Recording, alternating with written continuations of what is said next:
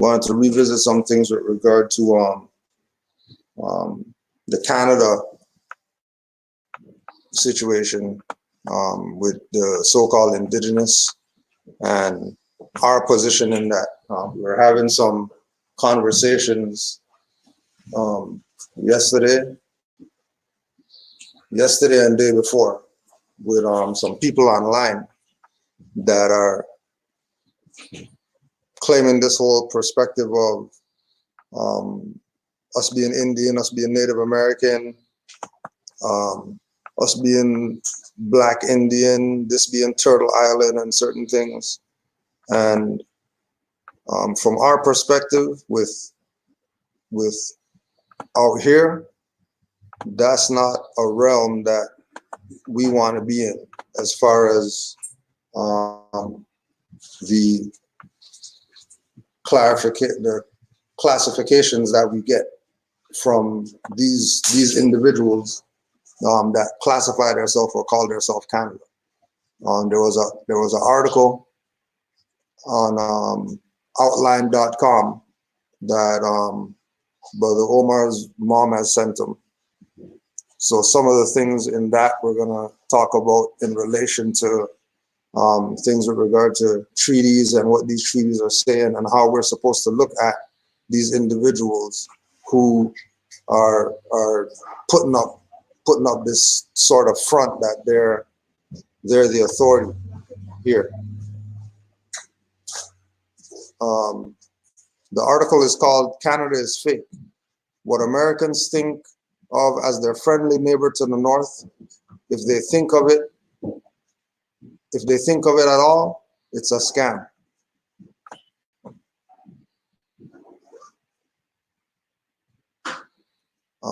Canada is a scam, a pyramid scheme, a ruse, a heist. Canada is a front.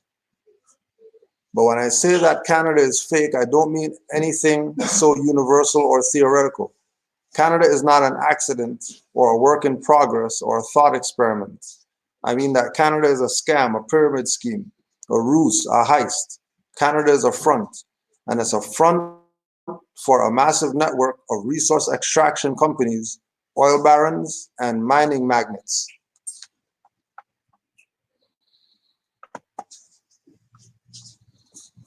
So the initial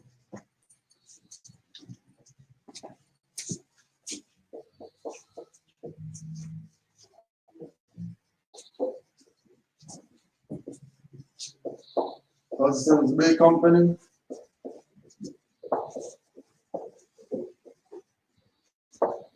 Northwest Company,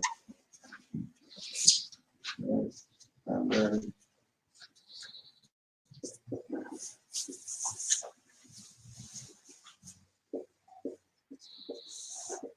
right, European colonies. Now,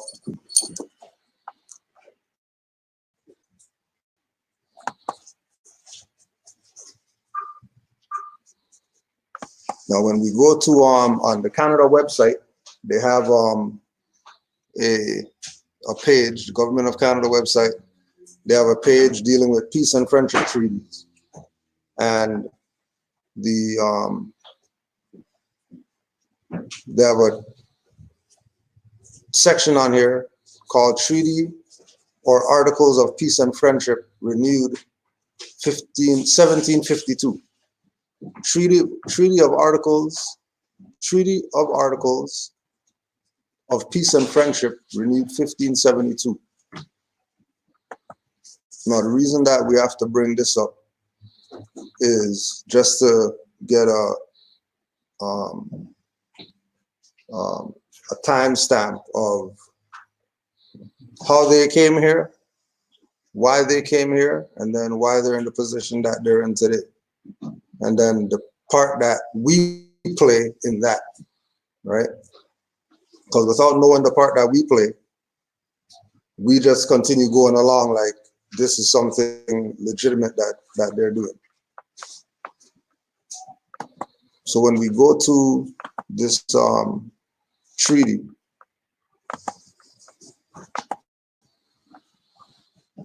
Treaty or Articles of Peace and Friendship renewed between His Excellency Peregrine Thomas Hobson Esquire, Captain General and Governor-in-Chief in and over His Majesty's Province of Nova Scotia, or Acadie, Vice Admiral of the same and Colonel of one of His Majesty's Regiments of Foot and His Majesty's Council on behalf of His Majesty.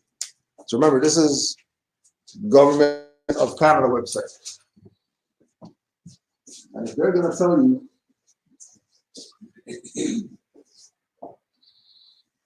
that the people who are making these treaties, remember, this is not what we say, this is what they're saying. They're saying that the people who are making these treaties are peregrine.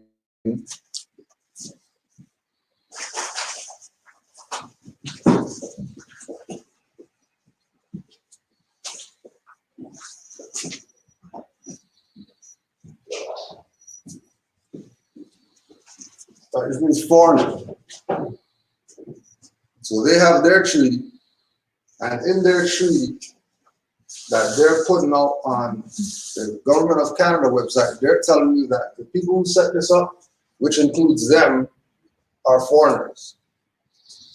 So if they are foreigners, right, automatically,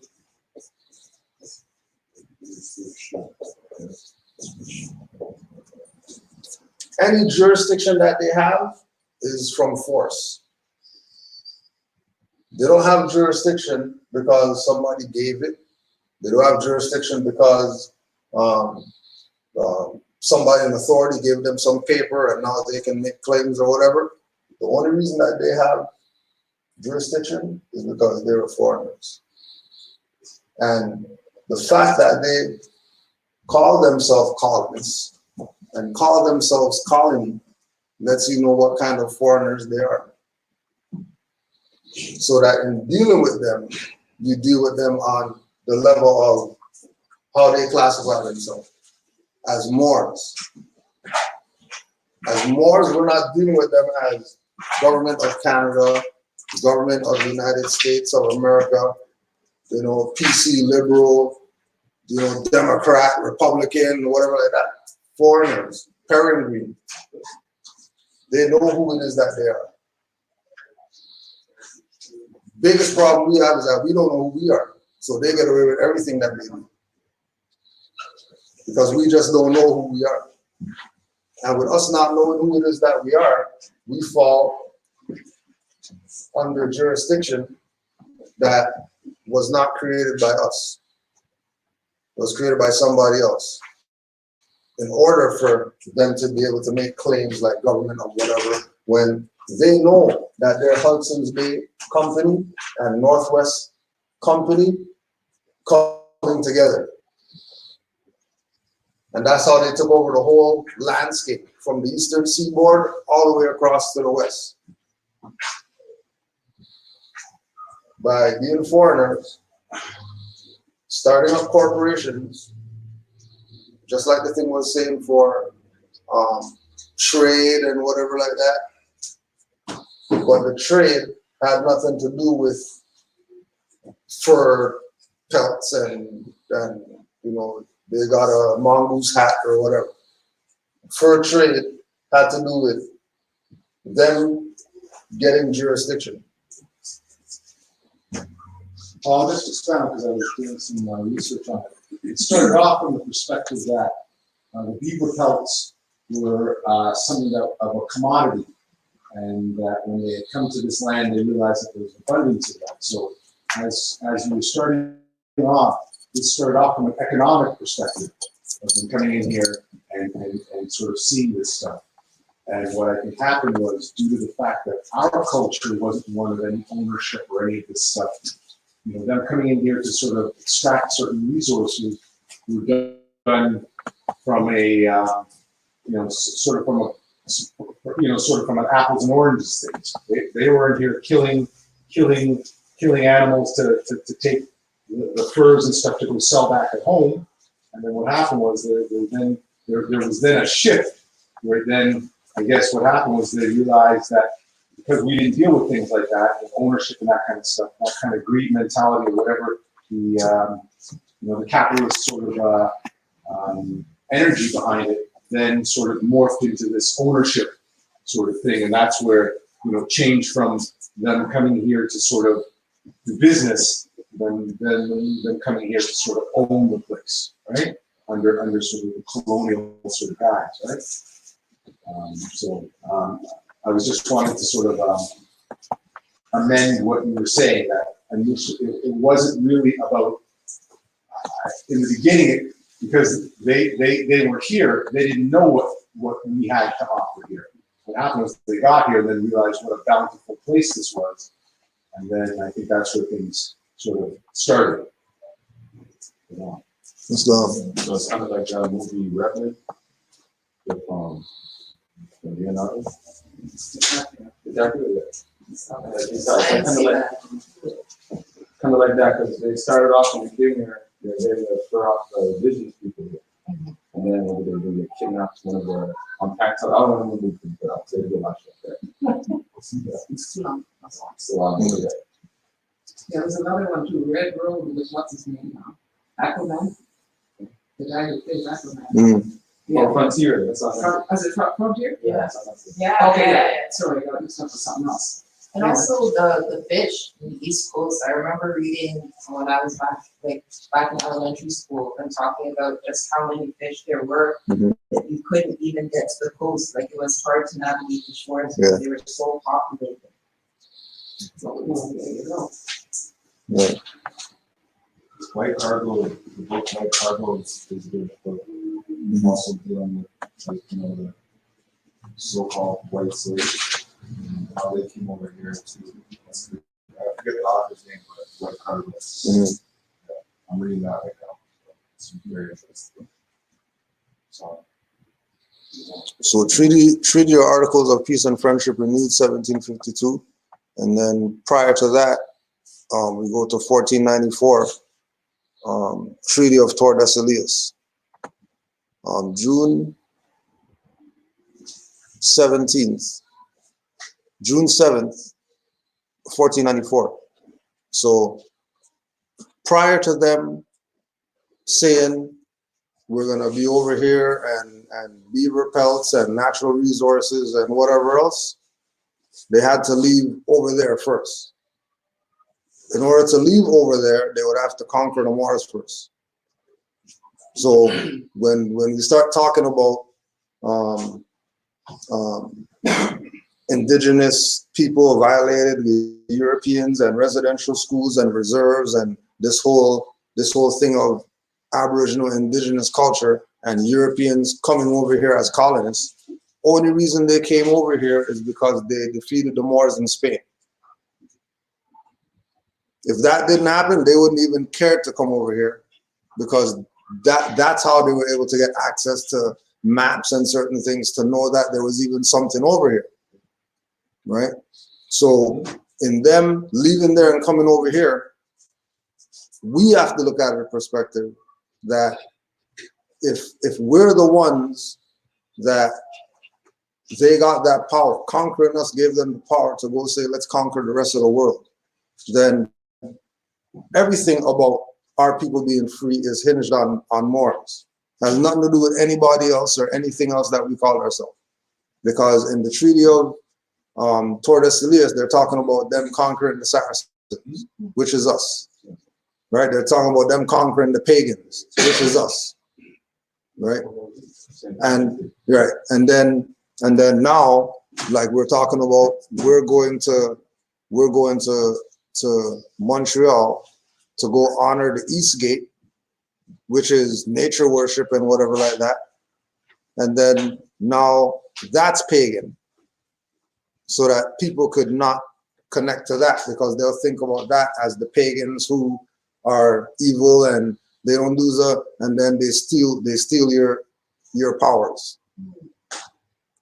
But they couldn't, being that they're foreigners, there's no way that they can get this far coming over here doing everything that they're doing. There's no way that they can get that far without involvement from us.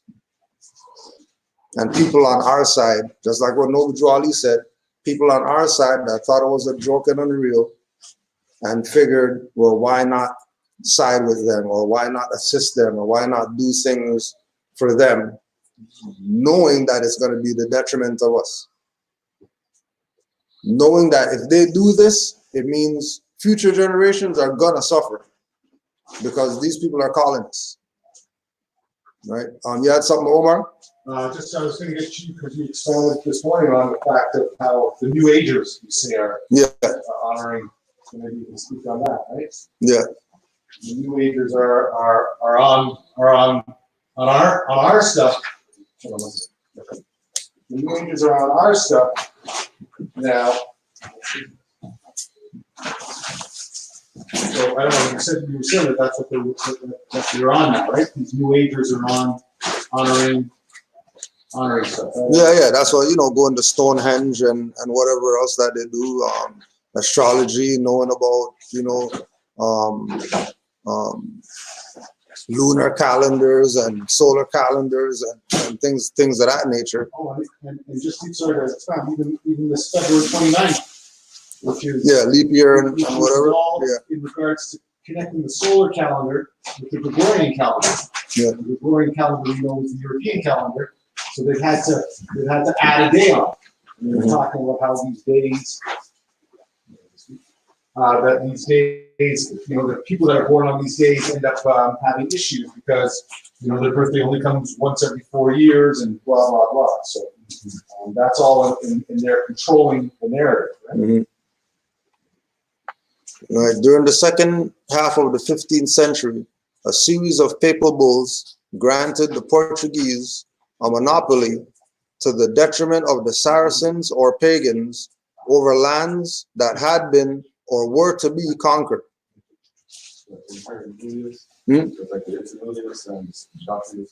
Right, yeah. Right, papal bulls. Right, so not only did they say we're gonna come and conquer, but they also came and conquered with their God behind them. With their God backing their position of we're going to rape and pillage and murder people and steal their stuff.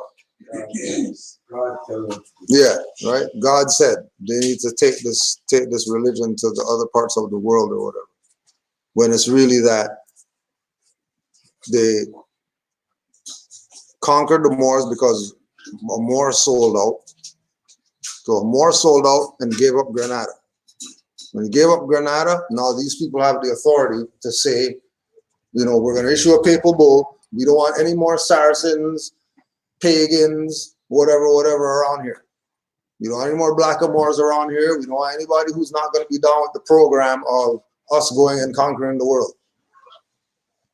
That became the standard.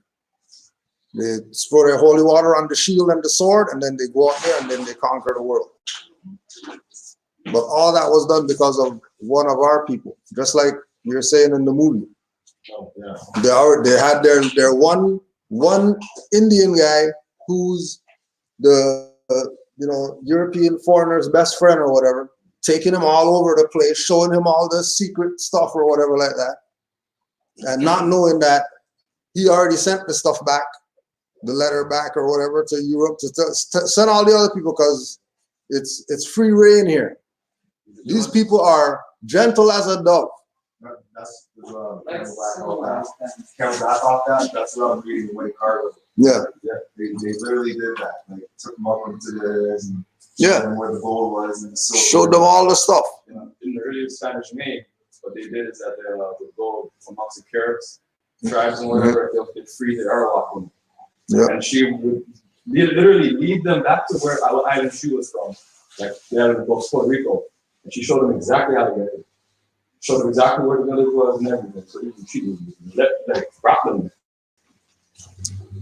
Free pick. Yeah. And again, because of this connection to nature that the indigenous people have, they're automatically going to be not docile, but less leaning toward violence. Because the only violence that they would experience is that guy from another tribe coming over here trying to do something or whatever, and that's normal. You know what I mean, right? If let's say that happens, those people become slaves to those other people or whatever, and that's just the norm, right? The ones who have the power are the ones who are going to rule, right? Now, when you have the element of colonists coming over here and then people on our side assisting them, right? Now you're getting into conspiracy and collusion, and you're getting into treasonous activity, because majority of these Aboriginal and Indigenous cultures teach from the perspective of, well, the ancestors said that these guys are going to come on boats and stuff like that, and they're going to do this and that, and they're going to pillage us. Make sure you watch out for these people. So how is it that they got so absorbed that when you research on the Northwest Company, the Northwest Company was saying that, you know, if you are in our company, quote unquote country, right, called Northwest, you're able to go and find yourself a native wife or whatever, marry them, and then bring them into the company. Whereas Hudson's Bay wasn't down with that. Hudson's Bay was like, no, this is just European only. We're not even partaking in any interactions on that level with the people of the land. They're strictly going to be our property if we get hold of them, and they're going to do what we want them to do. They're going to clear out that whatever for us so we can build our whatever on it, right?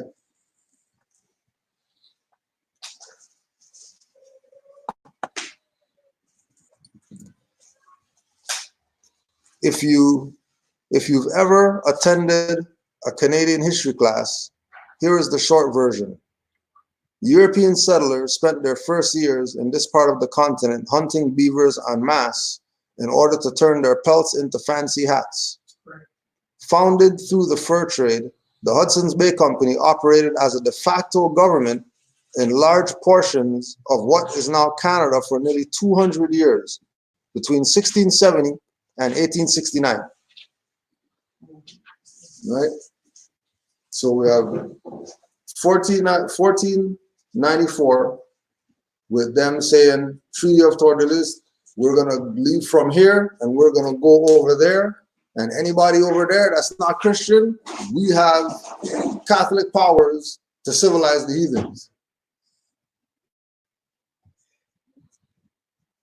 From that time until 1670s, you had them doing the same thing that they did in India, saying that this is a corporation or whatever, and then making that corporation a country. And then everybody going with it. That this corporation that was here for beaver skins is now a country. If we put it in our time, any one of these places out here, imagine Tennille's patty shop turned into a country. Right, it just became a country.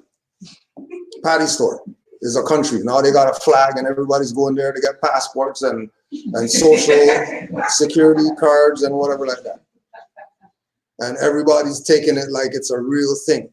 Right? This is the exact same thing that the colonists did. But again, if we know that when they talk about majority minority, they're talking about numbers, not people.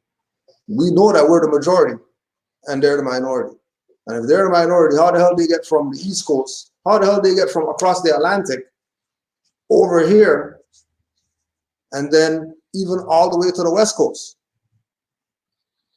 without our people helping them along the way? This is not their land. How they know where to go around here? And again, going back to the movie, that yeah, it's a movie and all that stuff, and you know, it's not real, and actors and all that. But Well, to add on to what you're saying is that if you read what the colonizers have put in books, they'll tell you that, yeah, you help me. Thanksgiving. yeah, Yeah, Thanksgiving, they'll say the conversos, are the ones who showed them how to sail over here. Mm-hmm. Of course. Sail over here, they wanted them to come over here. Or in Here's a quick one. The historic treaties signed after 1763 provided large areas of land occupied by First Nations to the Crown, transferring the Aboriginal title to the Crown in exchange for reserved lands and other benefits. The Government of Canada recognizes and to hear 70 historic treaties in Canada, signed between 1701 and 1923. So that's some of the stuff that they're telling us.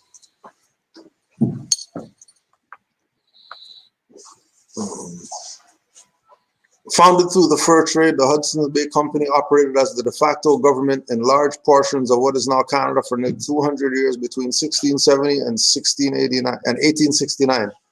Private enterprises like these, with backing from French and then the British government, claimed larger and larger swatches of the continent to claim more and more fur, lumber, and ore, often directly stealing from the overpowering indigenous trading systems that had been sustainably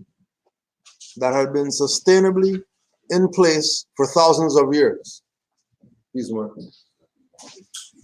So for thousands of years, we had our trading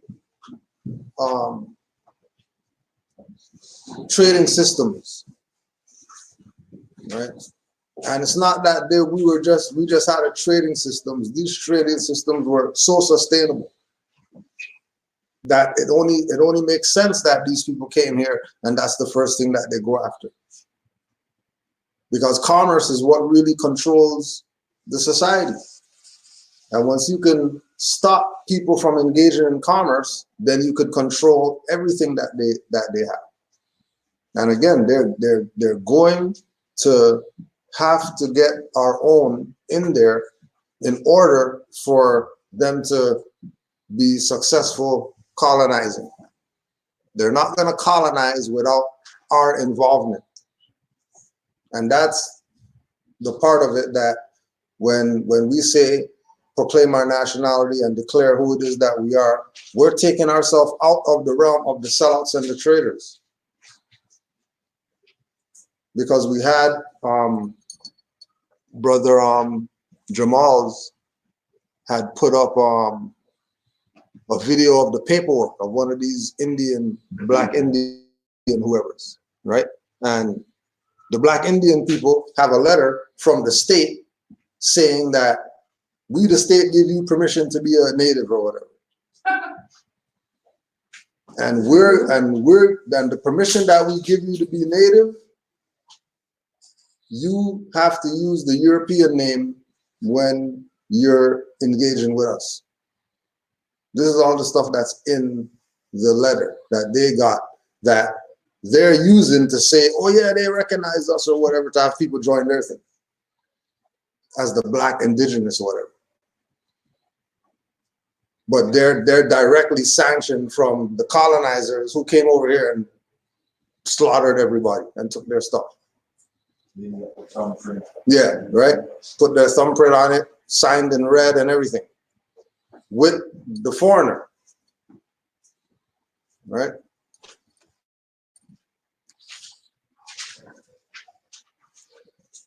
Eventually, they spread their land grab all the way to the Pacific Ocean and the northern coastlines in pursuit of gold, silver, iron, copper, nickel, and diamond reserves.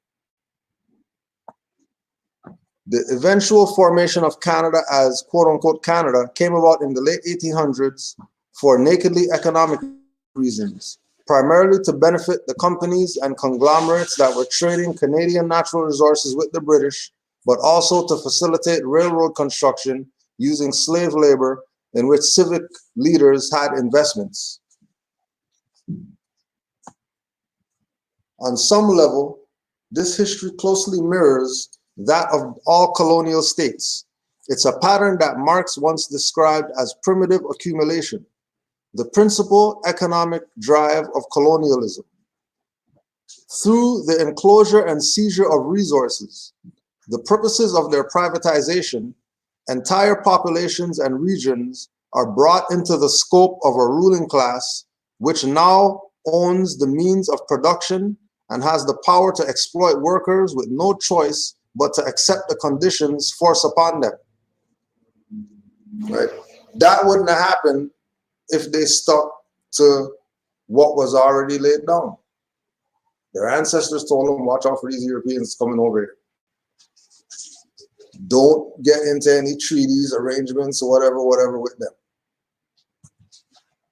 They took the side of, no, we're going to do it because of, like they were saying that, we have nothing and we need something, and if they're gonna buy our whatever and give us a Bible, then that's a good deal or whatever. If they're gonna give us some little trinkets and we give them land, oh, I never seen this trinket before. This is amazing. Like, where's it? And then they sell their own stuff to people who they shouldn't even be engaging with on that level, right? Omar.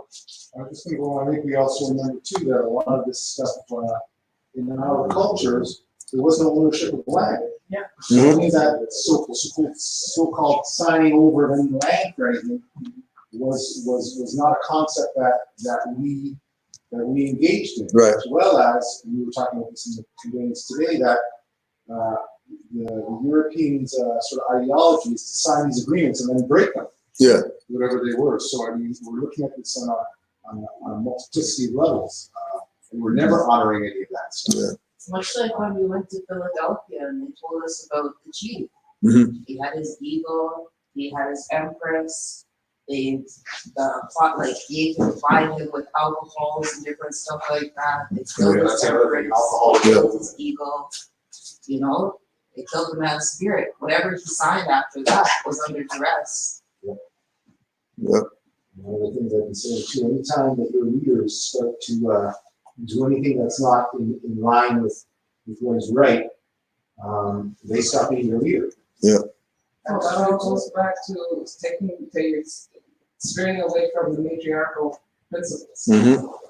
When you start thinking, I'm the man, Yeah. and I'm going to make all the decisions, and I'm going to benefit from it, and to hell with my people. Yeah. This is what happens. Mm-hmm. But I was thinking about that too from before. I realized this too, that us being a matriarchal society, our matriarchs have to take responsibility for some stuff. Of course. Right? So, I mean, I think one of the things I was thinking about over the last couple of days is the reason why the man has been in power is because the woman got confused along the way and they start to infight between themselves. Women are running everything. That's true. What happened was you guys stopped, I think from what I've understood, you guys started warring amongst yourselves. And within that, that's how you then got to the stage where you now got some man running some stuff. We all started warring amongst ourselves. However, all of the treaties were signed by men, not one was signed by women. Yep. So, but I think by that point, I think the sort of our system had fallen apart. For how long. Should we be fighting based on our not sticking to our principles, after rushing after other people's idols and their religions and their everything. But also in the way that particular story was told, the woman did have a lot of the decision power, but she did not want to engage with these foreigners, and that's why the man was there engaging with them.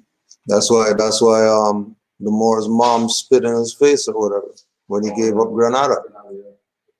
Because you're violating. How are you making deals with these foreigners without consulting with the oracles first? Everybody knows that. You're not gonna go do anything until you go to check the oracle, which is quote unquote the calendar, zodiac.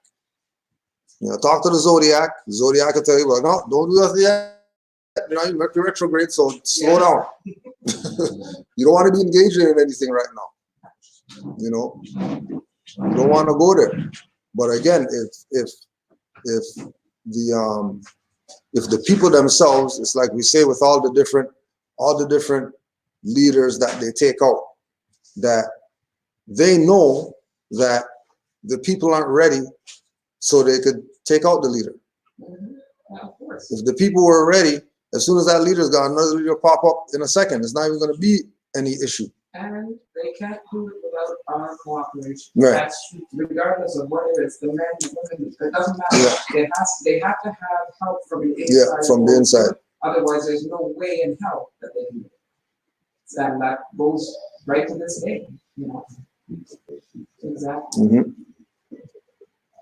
Right. While Canada is not quite as unique as a colony, it's done a particular poor job of adapting to its new status as a country. Canada lacks a cohesive identity or sense of itself as anything besides not the US. Our population is tiny, spreading mostly among the southern border, and in most of the landmass, the parts claimed by quote-unquote the Crown and private companies, and largely inhabited by indigenous communities that have lived there since the beginning of human memory. Anything resembling state services or essential infrastructure is few and far between. Even the few defining things we claim as quote-unquote Canadian, like socialized medicine or pristine wilderness, are under threat by conservative politicians with an eye for privatization. The pattern of primitive accumulation continues. You want to check that thing, see if primitive accumulations in there? This pattern lies at the heart of the shell corporation we call Canada and forms the logic of both domestic and international policy. Now, again, just to stress the point that the moniker or the nickname Canadian is a fiction. There's nothing called that. That's a title of property. So as soon as you say Canadian whatever, you're talking about property. You're not talking about the land, because the land is not called Canada. Just like Brother Omar was saying, like in Aboriginal indigenous culture, land is controlled, not owned. And then because it's not owned, it can't be sold, traded, bartered for, or anything like that. It exists, right? It's there for the usage of anybody who's able to use it. Now, if you have, you know, a quote-unquote corporation, and you're posing it as a country, then you're going to bring in all your machinery, whatever, to bulldoze whatever and build roads or whatever to make it look like you control some stuff, right? Tell people. I was watching Rise of the Moors, and they were talking about the whole tax to death and all the amount of stuff that we pay taxes on, but the taxes don't go to what they're saying it's supposed to be. They're taking it for. So the amount of the example they're using is that the amount of taxes that they take period, there should be no messed up roads out here. Like it shouldn't. The amount of taxes they get, there's no way that there's roads that got potholes in it. Can't happen. They get too much taxes. You're talking over, it's like over 50% was English workers. Yeah. Yeah. So you figure how many people out there. How much people out there working, and then they're giving up 30 to 50. Yeah. Yeah. There should be more than Trying to get a hospital up in 19 days or something. Yeah. keep telling them that they don't know. Mm-hmm. The thing was in there? That wasn't it? Primitive Obligations? accumulation? Accumulation.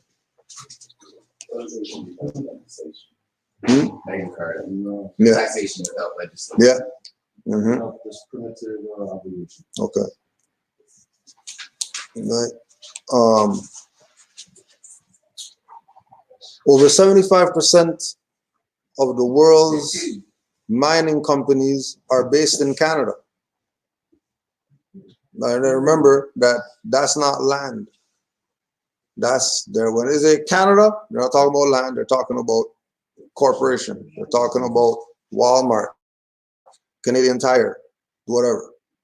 That's what when they're talking about building something or mining or whatever. That's what they're talking about. Don't tie, census, for example, to human beings.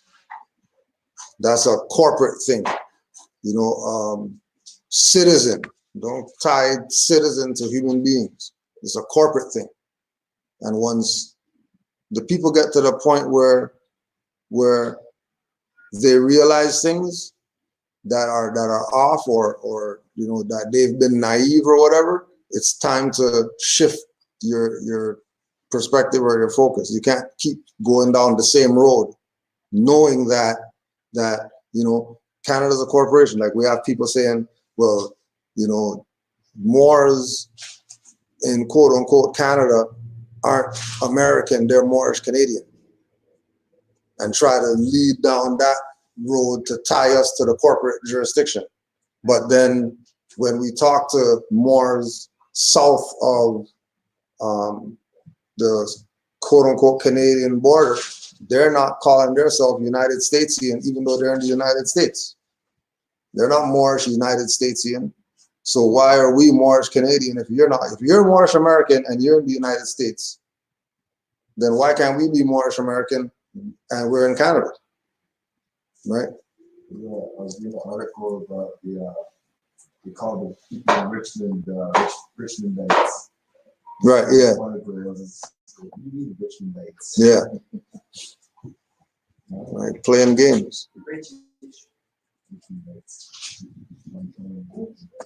Right, definitely playing games. Or, you know, or Mississaugians and Torontonians and all this. That's not a real thing. All that is fiction. There's some historical rationale here. The country was literally built on, around, and by the resource extraction industry.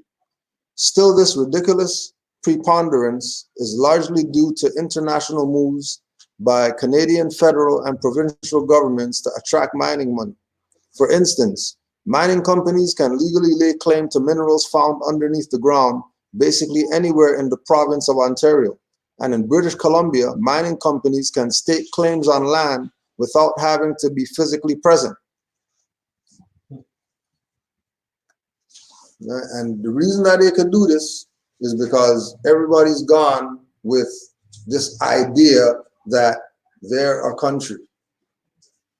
If people look at them from the beginning as Hudson Bay Company and Northwest Company, and not that, oh yeah, well, they united and now they call themselves, oh yeah, and then, you know, 1867 and Confederation and all this type of stuff, and they're going through all that. No, just go back to the beginning of what they are. That's who they are. Don't care what they call themselves today. They're Hudson's Bay Company. The India is British India Company. That's what that is. It's not India, a country, and then you see some people with the dot and all that stuff, and you're thinking that that's their stuff. That's not them. They're not Indian. They've been coerced into being something that they're not. Just like our people have our little leaders that are going to tell us that we're whatever, African or whatever like that, and then we know that we're not that. Because a lot of things that we call ourselves came up when some individual said, oh yeah, we are the whatever. But that individual was around the 60s, 30s, and they don't have any type of historical reference point to justify these things that we're calling ourselves. There's no way we could be that. And the only way we're that is out of ignorance. Just like the only way that we're talking Canada as a country is out of ignorance, right? There's some Europeans writing this. And they're saying, you know, Canada's not real. That's a mining corporation. They have a sole agenda. Colonize anywhere they go. That's their duty. If there's people there, get the people off, take the land, rape the land for the resources, and then put them back there after nothing's there and call it a reserve. I think there's an dictionary, I see where it's Canada means goose. That too. And then just today's days to see them with a jacket, goose jacket. Yeah, Canada goose. Yeah. Mm-hmm. I don't know about those things, but it's go to prison.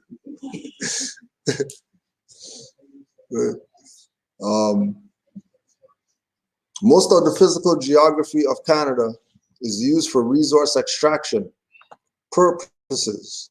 Nearly 90% of the land in Canada is owned, quote unquote, by federal or provincial governments, 41% and 48% respectively. And most of the land is licensed out for private companies to use largely as they see fit. Maybe that's why Canada is so reluctant to address its outsized role in global climate catastrophe, even though Canada is warming at twice the global average. And Canada has exported that environmental destruction elsewhere as well, because mining is effectively the basis of Canadian foreign policy. Canadian mining companies have free rein to devastate lands and communities in Central America and throughout Africa and face virtually no consequences. So no different than the crook today that gets away with whatever. He's gonna keep being a crook. It's just what it is. So, you know, it's like we say, we always look at, when we first started talking about chemtrails and all that stuff, and you're saying, nah, well, like, do they have a separate batch of air that they're breathing from that we don't have to, like, how is it that they're spraying chemtrails like it's not gonna affect them and their posterity? How is it that they're putting fluoride and calcium and whatever in water, and it's like, you guys aren't going to be affected by it? So vaccines don't affect you people or anything? How is it only the people that these things affect? Right? You know? Now, they have free rein to devastate lands and communities, but face no virtual consequences. Like, no consequence whatsoever. We were talking about that on the way up here too. About, well, you know, let's sue them. Well, okay, if we sue them, we're gonna have to go to them to sue them. Okay, well, that might not work too well, you know, because if we have to go to them, if we have to go to them to sue them, and then we win, and then they're paying us with our taxes that they got from us, they're not losing anything. Right? Any questions or comments? Please feel free to put those out.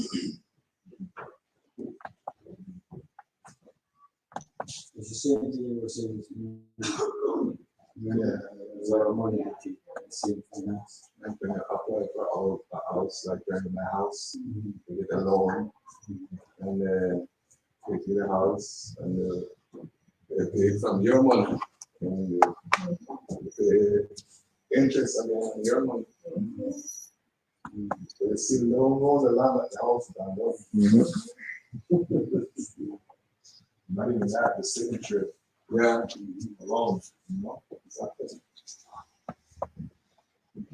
You pay for 3 times, you know, 3, 4 times. Just for in order for them to give you that money.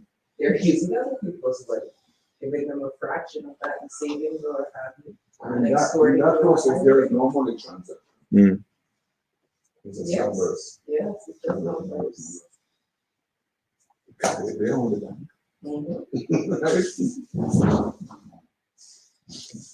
In violating Wet'suwet'en territorial sovereignty by pushing the coastal gasoline pipeline ahead, Canada is continuing to practice colonialism and primitive accumulation. The thing is, none of this is new. It's only recent, though, that this fact has become impossible for Canadians to ignore. In January 2019, Canadian police descended upon the unit's Stoughton camp with snipers and chainsaws. Commanders of the ironically Canadian Royal Mounted Police gave instructions to use as much violence as they want to confront members of the Wet'suwet'en Nation, an indigenous people whose territory lies directly in the path of a planned pipeline carrying natural gas from Alberta to the Pacific coast. The Wet'suwet'en set up the Unistoten camp back in 2009 as a barricade against proposed pipelines set to cut through the region. In recent years, the camp has expanded to meet new threats, including those posed by a company called Coastal GasLink, backed by the RCMP, which aims to bulldoze through the territory to a pipeline. The lands in question are technically unceded, meaning that they lie fully outside the jurisdiction of the Canadian state. Right? They lie outside the jurisdictions of the Canadian state. Even that is a mistake. Right. As a Canadian state doesn't own anything either. Right. And if they're implying Canadian state, then it's not a country. It's a state.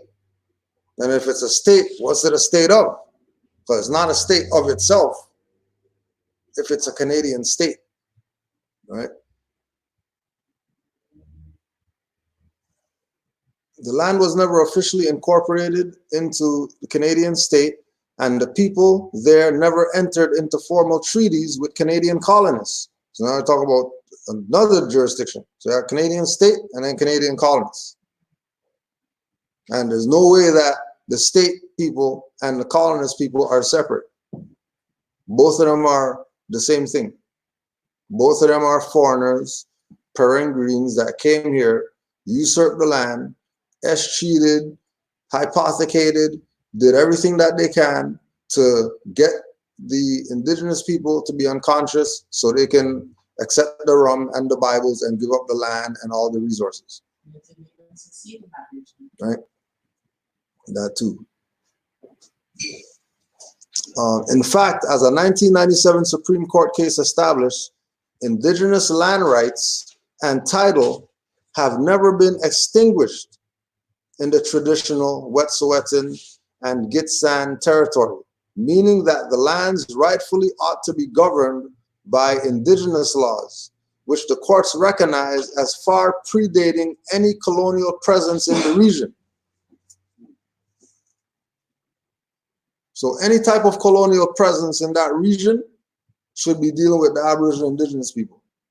The problem is that the Canadian state colonists know that the people that they're dealing with aren't the indigenous people. The black people are.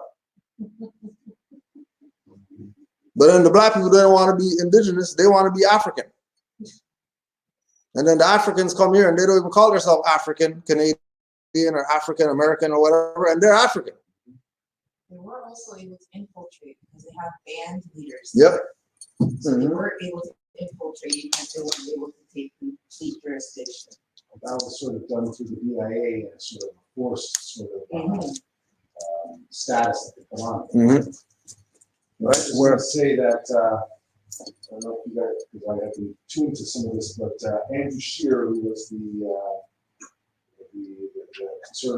conservative leader who lost the last election, and they were going through all this stuff a couple of weeks ago, he made a comment saying that Trudeau was being a pushover, that, you know, we should have gone in there and let these people out. And he said, and who are the indigenous anyways? He made this comment that basically just dropped the ball in saying that these so-called indigenous aren't the Aboriginal, and that why are we even having this discussion with them?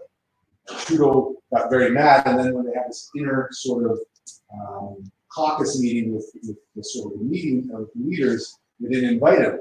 But I took that to sort of, because what will happen is you'll have a news event, and in the beginning, when you have these events, if the event is happening in real time, a lot of the times you get the real sort of fettered and unsort of doctored response, and then once you get everyone involved and all the sort of doctors, they start doctoring the news, and then you sort of get this sort of whitewashed or sort of Blackwash.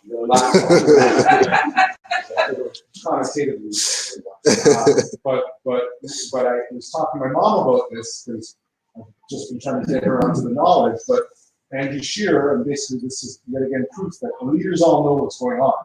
And he basically said, "Why are we even having these discussions with these people? That who are the real indigenous?" And that's how it was left. So, and then afterwards, you didn't hear anything else about that statement that he made. Well, yeah, but also what we realize is that the media and all those things are controlled too. Because what will happen is a phone call will be made, and then all of a sudden that kind of information Yeah. is not then repeated. Yeah, definitely that. Because that should really be front and Yeah.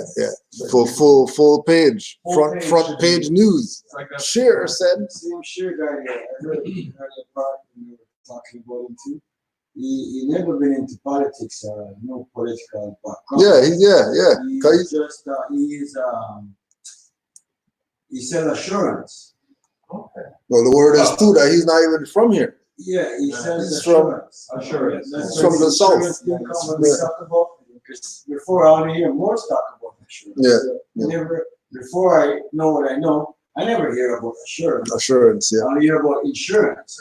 But when he was they're doing their thing, I heard someone say he knows about assurance. He don't know about politics. You know, so it's just like when you say now, those are not the real people. Right. Insurance is not the real thing. Assurance is the thing. Yeah. Yeah.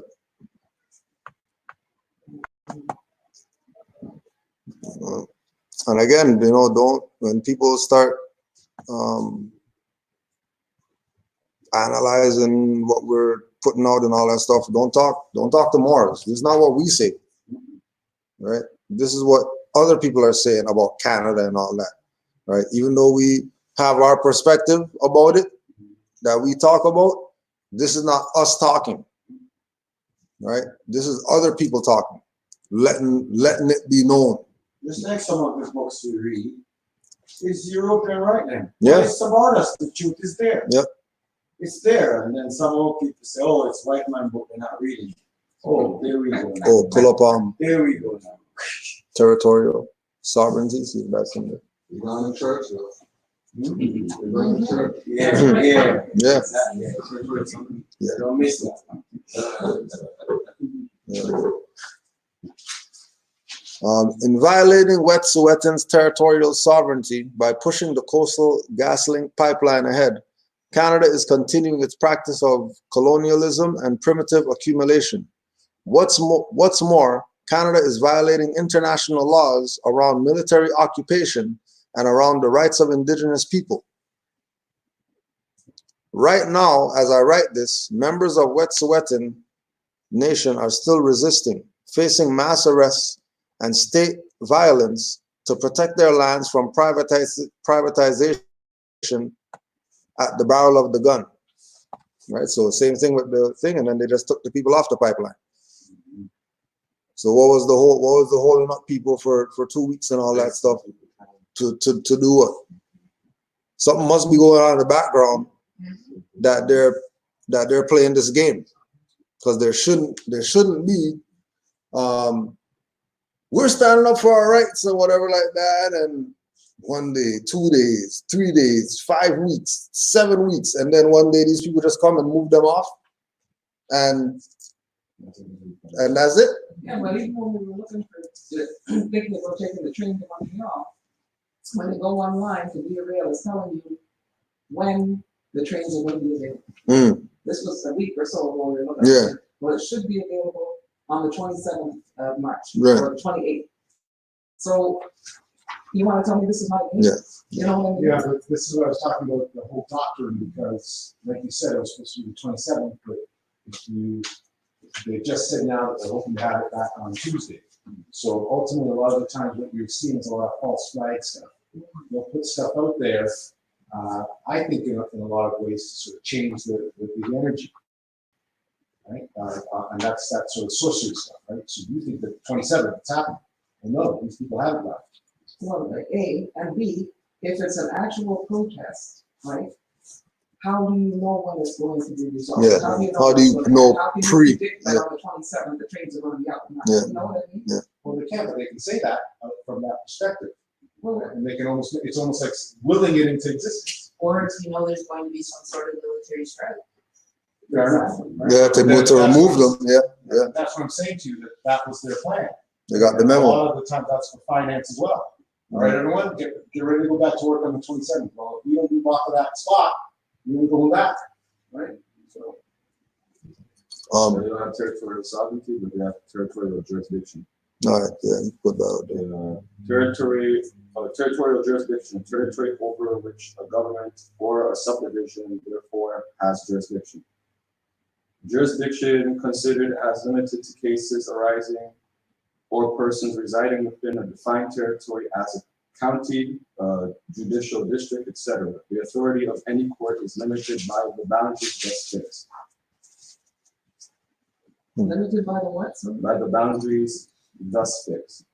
So wherever the court is, the boundary of the court is in, they That have would be jurisdiction over that. over that. So like you say, you're Canadian. Yeah. They have Then they have jurisdiction in that.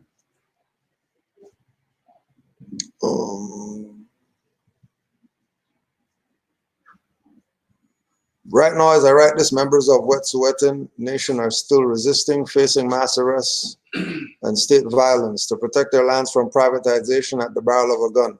But for Canada, this is business as usual. The siege on Wet'suwet'en is a microcosm of what makes Canada Canada. The logic of resource extraction led by private companies and enforced by the state is what motivates Canadian policy and justifies Canadian national identity. So when you say you're Canadian, you're saying you're a colonist. When you're saying I'm Canadian, there's not some Molson beer or whatever like that. That's colonization, right? And then again, the whole concept of if it's a corporation, it can't have a national identity because it's a corpse, right? Canada is 3 mining companies in a trench coat wearing a stupid hat and carrying a gun. Scratch the surface, and that's all that's underneath it. Canada is fake, but the consequences are real.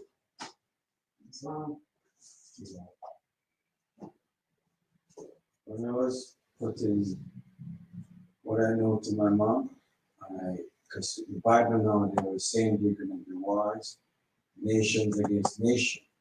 So I tell mom, this is it, mom. Remember your Bible? You're telling me about nation against nation? Mhm. Canada is not a nation. Black people is not a nation. What I have now, I'm belongs to a nation. So I'm belongs to nation, like the Bible was talking about nations against nation. And she understood it. She understood it. Because if you're crops, you're in a nation. Yep. That's right. The Bible tells about nations. And they don't even know they're Christian chattel property. They are not a nation. But my mom gets it. Another part of this story is the, can you please remind me of their tribal names? Who, the Métis and No, the ones who. Wet'suwet'en? Yeah. Yeah. They tried to go through the Canada courts process also. Mhm. And I'm not sure how long it dragged on, but just recently it was dismissed. Mhm. So they didn't get any kind of verdict or anything No. like that. They wasted their time, they wasted their money, and never stood up to what they said is true. Right. And again, because they know that that so-called tribe had did treaties with these colonists, and it's quote unquote the hereditary chiefs that are stepping up and saying you can't do this and all. So who are the people who did if the hereditary chiefs are complaining, then who are the people who did the treaty? The people who are appointed That- as bands. Right, which is their people, right? Which are the agents of the whole thing. No different than on our side, the black agents, right? The black agents who want to keep us black, Negro, colored, African, and not mention that we have a nationality and birthrights. Wasn't it, I was told that because the court system is a corporation, that they have to deal directly with the Queen as a sovereign. Because they're claiming to be sovereign, so they can't go through the court system to get sovereign rights resolved with the treaties with the Queen. Right, but then when they go to the Queen, she doesn't really have jurisdiction over here like that. Because that's all up front. Because Canada is supposed to be the Queen's arm here, so deal with Canada. Well, Canada's not sovereign, so why would we deal with them? Well, you can't deal with the Queen because she's not even from here. That's why in the court they have what they call it, third colony. Crown. Yeah, right. It's working for the Queen. Right. Right, the quote unquote crown prosecutor.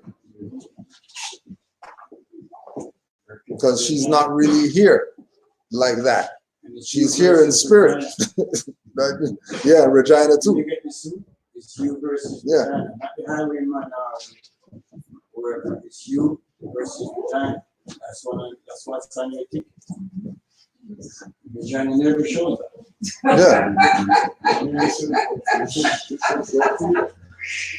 And then how come Regina showing up and Elizabeth's not? Come Elizabeth's not the one. That's who they take the oath to. Is Regina mean queen? Huh? Is Regina mean queen? I mean, hey, you know. Right?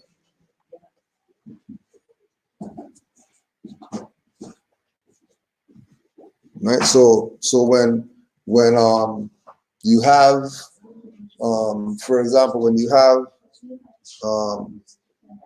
the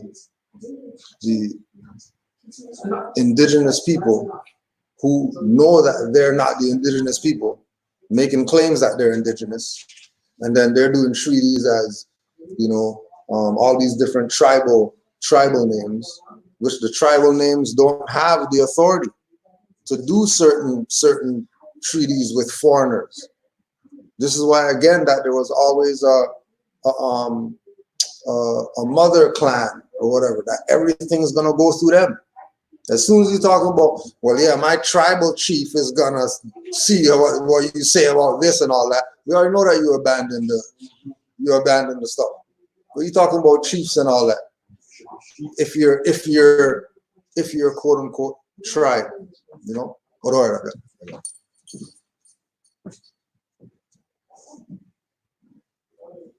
I'm sorry. Right.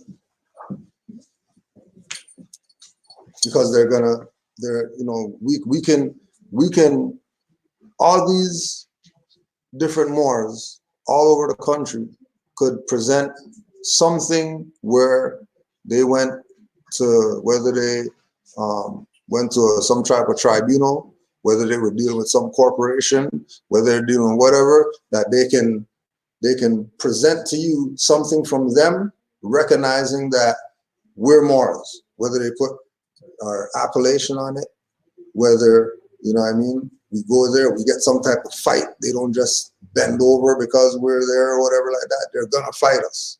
Whereas the quote unquote Indians don't have anything to show. All they have to show is their treaties that they did, which those treaties don't have any power because, one, you can't do a treaty in a fake name and expect it to have any type of power. And two, you can't do a treaty with some European without bringing up the Treaty of Peace and Friendship, which is why they even exist over here. They don't exist in this land without the Treaty of Peace and Friendship. Because when they were over here, just as English, British, whatever like that, they didn't have jurisdiction because they weren't a government. They were just some colonists over here. Treaty of Peace and Friendship bound them to the 13 colonies, where if anything goes down, there's the ocean right there. Go back where you came from.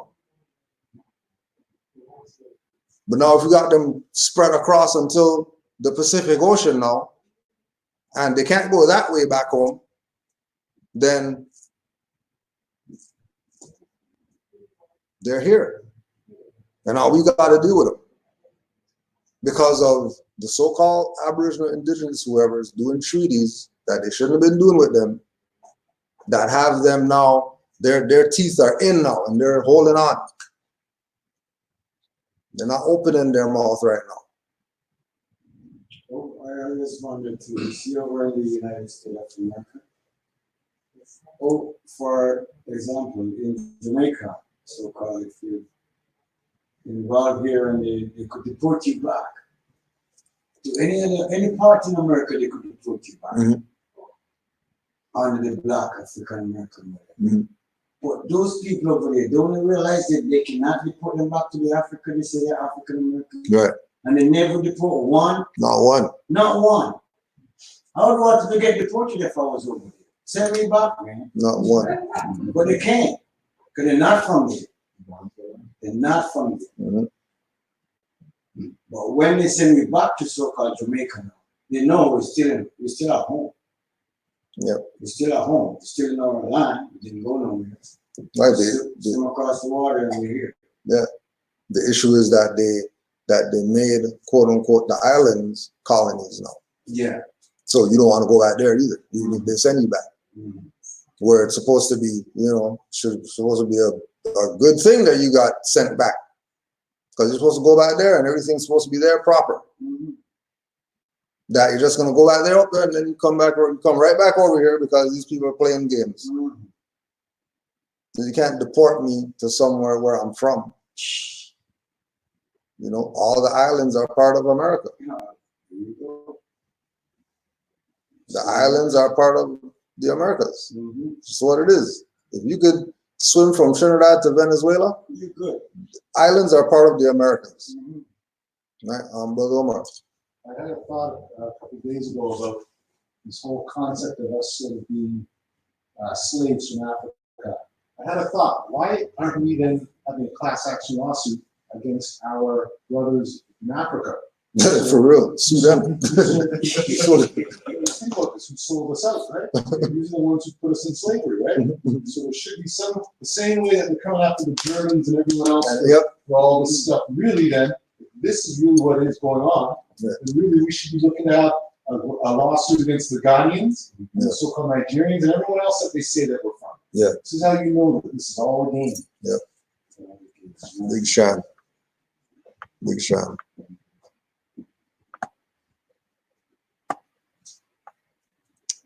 We're just going to get into our Red Book reading. We have the Justice chapter today. And if any of the new people, if you have any questions or anything like that, feel free to get those questions ready. We'll be going there after this reading. So this is the Mysteries of the Silent Brotherhood.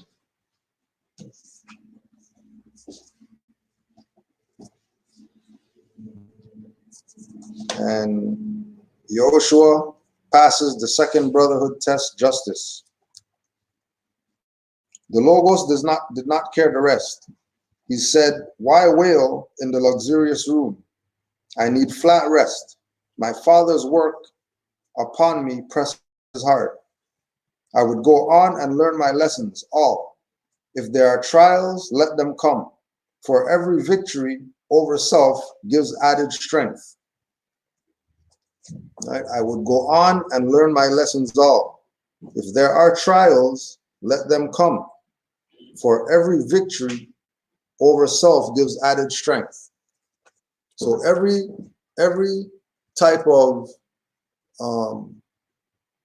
battle that we face, once we start talking about we're declaring our nationality, we're Moors and whatever, everything that we're up against, it's already predetermined that you should overcome those things. And then in overcoming those obstacles is how you get your strength. You know what I mean? And then if we're together as a unit, everybody who has a victory empowers everybody, not just that individual.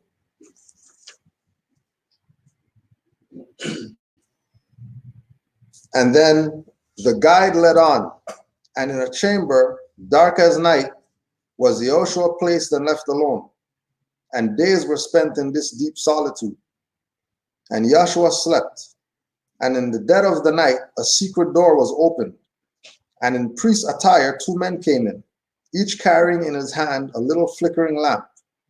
Approaching Yeshua, one spoke out and said, "Young man, our hearts are grieved because of what you suffer in these fearful dens, and we have come as friends to bring you light and show the way to liberty. We once, like you, were in these dens confined, and thought that through these weird, uncanny ways, we could attain to blessedness and power. But in a luckful moment, we were undeceived, and making use of all our strength, we broke our chains, and then we learned that all this service is corruption in disguise. These priests are criminals just hid away. They boast of sacrificial rites. They offer to their gods and burn them while alive. Poor birds and beasts, ye children, women, and men. And now they keep you here, and at a certain time may offer you in sacrifice. We pray you, brother, break your chains. Come go with us, accept of freedom while you may." And Joshua said, "Your little tapers show the light you bring. Pray, who are you? The words of man are worth no more than the man himself. These temple walls are strong and high. How gained you entrance to this place?" Right? Always, when you're dealing with the obstacles, always challenge the obstacle. How did this obstacle come about? Where did this obstacle come from? Right? Yeah. Right? Challenge the obstacle's jurisdiction. Where is it coming from? Again, like he's saying, these temple walls are strong and high. He's not talking, you have no conversation about them. Conversation with them about their flickering light. And what do you mean the brothers are, how are they doing that and all that stuff? Hold on a second. Like, these walls are high. How are you getting here? You know, doors in this thing or whatever. They projected me into this room for my solitude. How you guys get in here? The men replied, "Beneath these walls are hidden ways, and we who have been priests spent months and years within these dens and know all of them." "Then you are traitors," Joshua said. "A traitor is a friend who betrays another man, is never a man to trust. If one has only reached the plane of treachery, he is a lover of deceit and will betray a friend to save his selfish self. Behold, you men, or whatsoever you be, your words fall lightly on my ears. Could I prejudge these 100 priests, turn traitor to myself and them because of what you say when you confess your treachery?" Right? So it's no different than, like we were talking about, the Negro, Black, whatever, Indians and all that stuff. They don't want to be Moors, which is treasonous. And then they're trying to justify their position to Moors and have us abandon our stuff to be down with them, who are engaging in treachery, who are doing these fake treaties, or who've done fake treaties, set this whole thing up, have these people kill Malcolm, have them kill Martin, have them kill whoever else, right? Kill Kennedy, right? And still looking at them as they're the whatever. These people at Operation Paperclip let Nazis be in NASA and all that stuff. Oh yeah, but they're the government, and we're gonna go with what they say. Get another party when it's supposed to be one party. Right? "No man can judge for me, and if I judge before testimony, all is in, I might not judge aright. Nay, men, by whatsoever way you came, return. My soul prefers the darkness of the grave to little flickering lights that these you bring. My conscience rules. What these my brothers have to say, I will hear. And when the testimony all is in, I will decide. You cannot judge for me, nor I for you." And again, this is coming from from Noble Juali, part of the Holy Quran, which is our holy book, and there's Moors that are going to tell you that Noble Juali had nothing to do with law. When Yahshua is telling you right now that all the testimony has to be in. No different than when you go to the tribunal down here. Everybody who's a party, put your name on the record. If you have some type of claim, lay it on your evidence. And don't tell me about some camera took my picture and then, you know, the camera can't be in here and we're going ahead with court still. Because Don't you see you don't even want to tell him his name? right. The justice guy. No. Just keeps searching. Yeah, you couldn't say judge. Yeah. But even the judge, they don't call him judge, they call him justice. That's what Yeah, I'm saying. yeah, That's yeah. why you did not want to have to He's say the it, one- because you would have to say the truth. Yeah. But I asked one before, she told me her name is Treason. Mm-hmm. And that's when I asked her, what's your nationality, man? And then she said Canadian. Yep. But I didn't need to expose Letting you know. Just leave it at that. Yeah, letting you know. Yeah. That Let's she- leave it at that, because I was gonna ask her, what was your 4 or 5 grandmothers before 150 years ago? Mhm. What were they? Who were they? She could never say Canadian. So it's Peace, bro, is love. Peace. Right?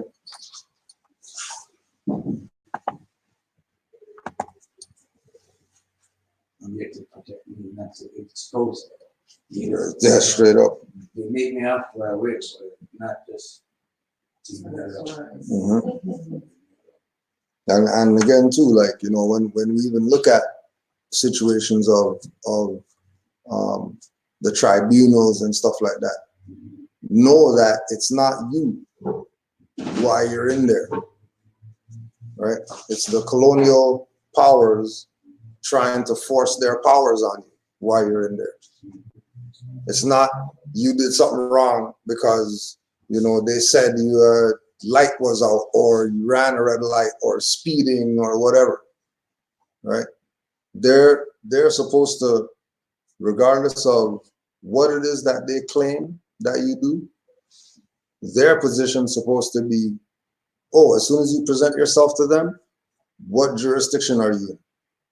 If you're not in the jurisdiction of the quote unquote Canada and Canada government and Ontario and Toronto and all that, then they're supposed to yield.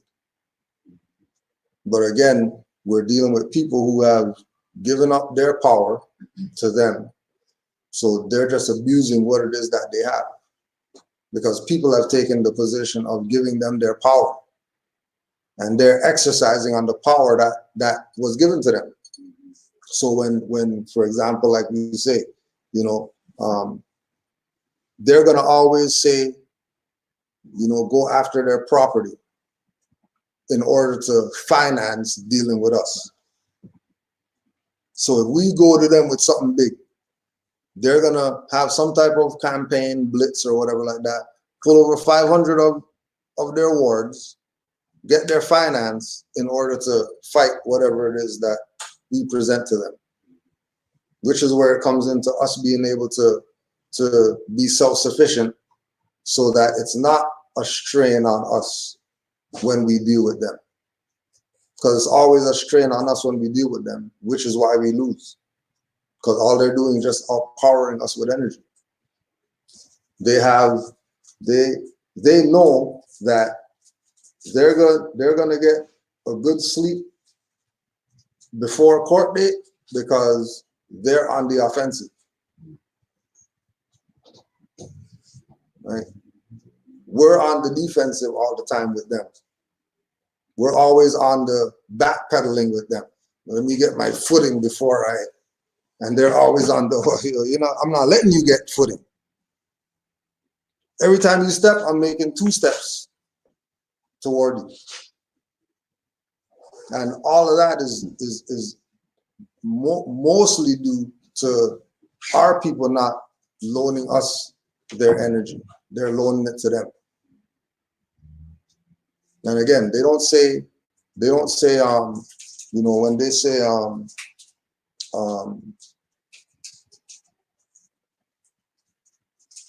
if they say some situation involving offspring or heir, right? They know that if they play the father position, they win. If they can substitute themselves for the father and then have the mother think that the father is the enemy instead of the people who are trying to play the game with them, then they know that they got it.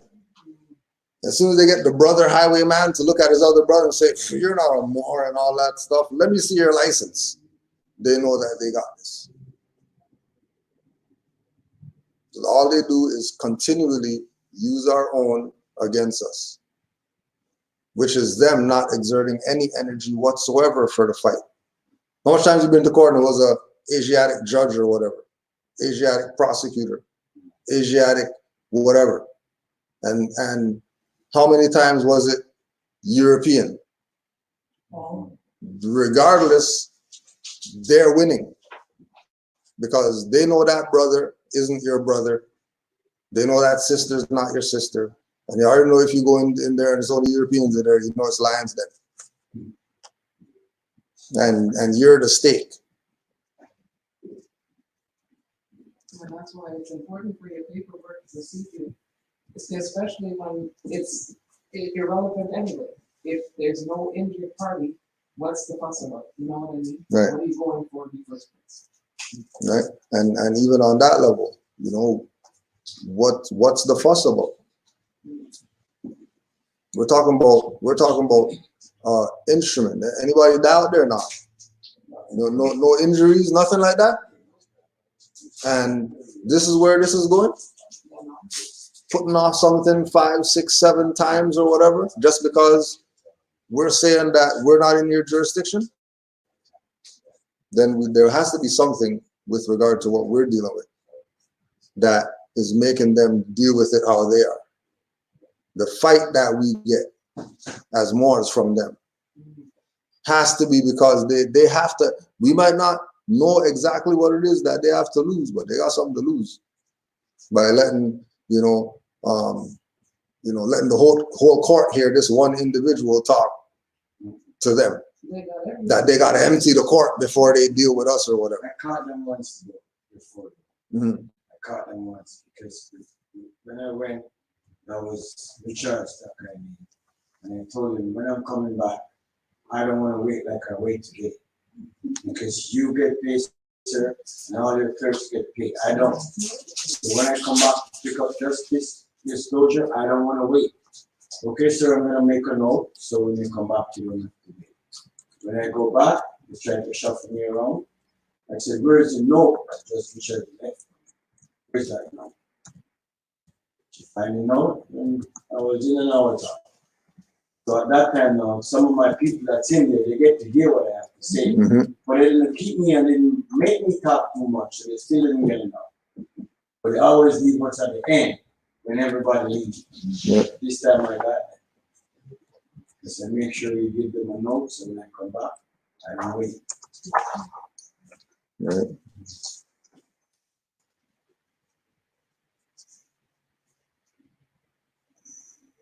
My conscience rules. What these my brothers have to say, I will hear. And when the testimony all is in, I will decide. You cannot judge for me, nor I for you. Be gone. You men be gone, and leave to me this charming light. For while the sun shines not, within my soul there is a light surpassing that of the sun and the moon. Then, with an angry threat that they would do harm to him, the vile tempters left, and Yehoshua was alone. Again, the white-robed priest appeared and led the way, and Yehoshua stood again before the Hierophant.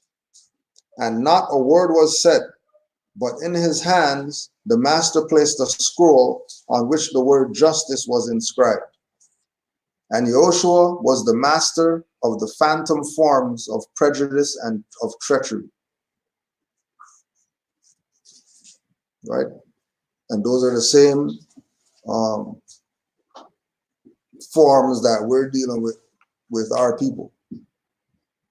who are on the level of getting us away or getting us out of our nationality and birthrights. Like that's not a reality. We are Moors. Anybody talking against that, they're a phantom form. They're introducing themselves to your meditation to try to get you off of meditating. Right? Distractors. Because they already know that, you know, with the activity taking place, you know, with even when we look at the thing with the pipeline or whatever, and the energy that's revolving right now is showing that these people's time is up. They don't have it like how they used to have it. Everything is based on appearance. Everybody knows U.S. and China Corps are down with coronavirus. They made that stuff. There's a patent and all that. Ain't no virus, right? Somebody made that in a lab. So if that's the level that they're at with their military tactics, that they're gonna go make some stuff in a lab and instead of playing around and give people whatever. I heard it's changed the name. Right? Well, it's not that anymore. I think I heard it's changed the name. COVID-19. Yes. Oh yeah, it's a new name now? Yeah, because people find out what it's on. Yeah, You know, they find out what it is. right. So they have to bring a new name now, Change it. right? Yeah. Maybe it's involved. Right. Maybe it's involved in human experimentation. What's that? Not to me, that's crazy. That's years. Oh yeah. Cool. It's What you say? it's COVID. Hmm. So that's good. 19. COVID-19. COVID-19. Let's see what the etymology dictionary says.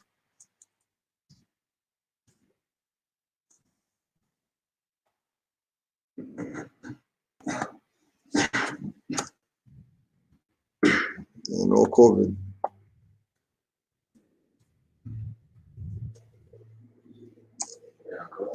Hmm?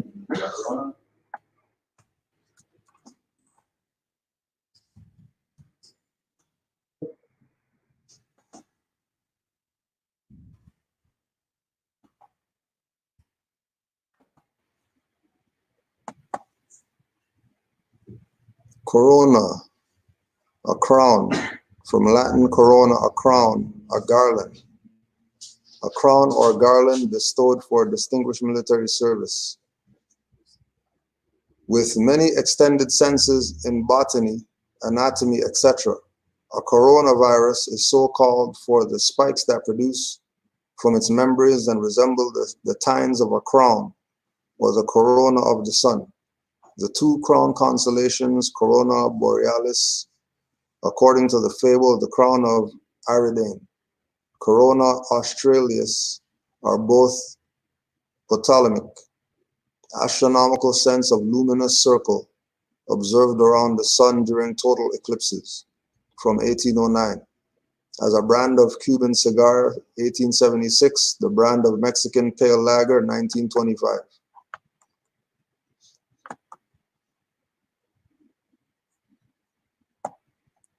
So let us open up the floor for any questions or comments or any issues people are dealing with that they want to discuss. We'll put those out right now.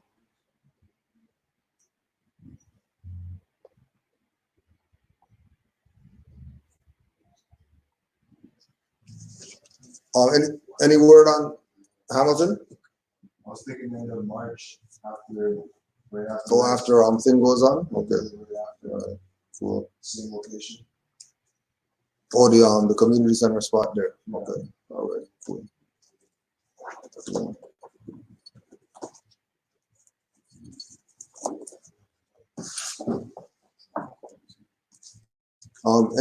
Any questions? All right. I wanted, sorry, Yeah, bro. I wanted to find out what the roots of the name more is, what it means and like where it came from. You can pull that. You can use that one right there, and then you can pull up, and then we'll. So a good reference point, you can get a book by Jose Pimenta Bay called Othello's Children in the New World, and in that book he talks a lot about that, the origin of the word more and the different thing. You also have Nature Knows No Color Line by J.A. Rogers.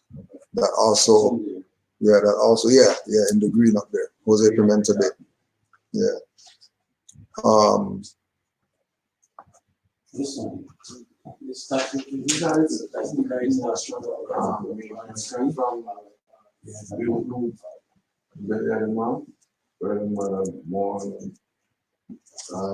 There's that sense, there's that perspective. Yeah. Being moored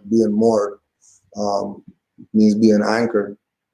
So being anchored, like to anchor a boat, Okay.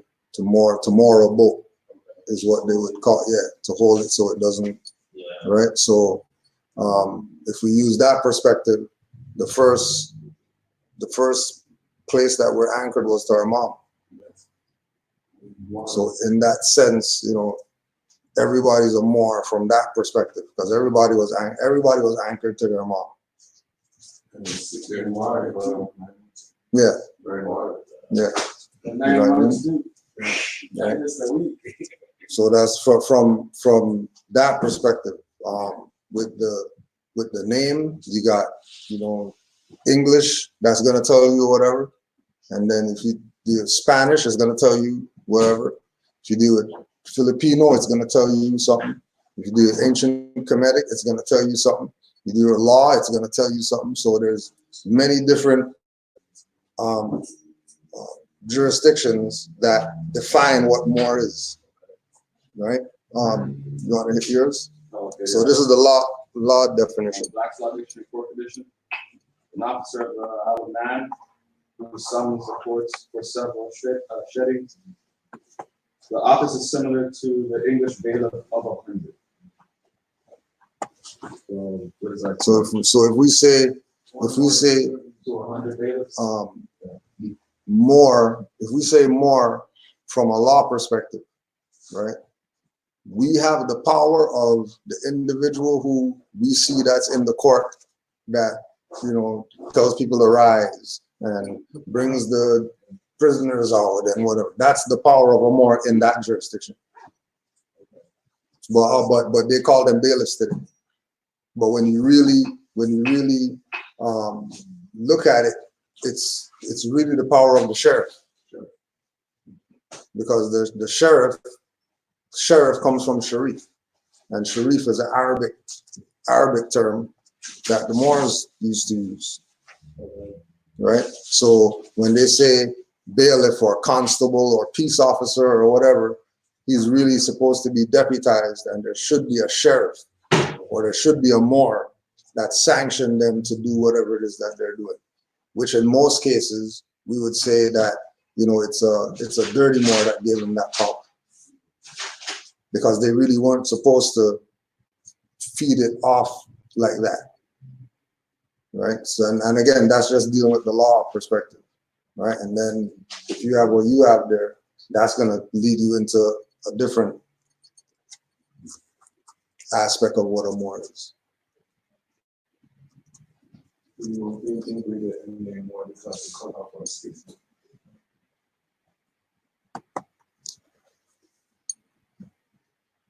Say again, Mark? And we were going to think that we get in there more because cut off on speech. Right. So when you deal with the European perspective of Moor, you're gonna get into, it means black, it means North African, it means Mauritanian, right? Moroccan, things of that nature. You speak with somebody from a metaphysical perspective, they're gonna tell you some whole different jurisdiction, right? But the bottom line is that all those things encompass the being, right? This is why, you know, when they say, when people say, well, I want to be a Moor, but I don't want to be Islamic, you know, and they talk like that, you know, that's another definition that it means Islamic people, when there were Hebrew Moors, you know what I mean? Not just, you know what I mean, like limited to Islam only because of the European history, 700 years, and the Moors in Spain, and then that's it. It's way more vast than that, right?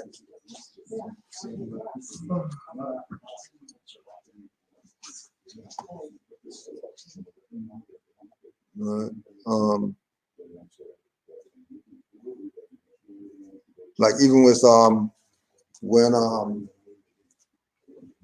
you look at from the perspective of who we are as our identity, the world knows that that's who we are, that we're Moors, right?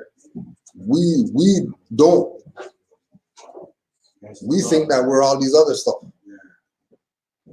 The world doesn't go with us that we're black and we're African and whatever. They know that that's a fiction.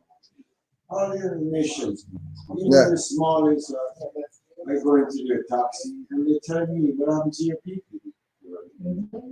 What happened to your people? You know. Now think about that, right? He goes into a taxi of Somalian or whatever, and Somalian is telling him, just because he's dressed how he's dressed, how come your people don't know who they are? This is our kin. Give me his personal phone number. Yeah. When you finish, call me and come back again. Yeah. You don't have to call the company. Right. Indirect.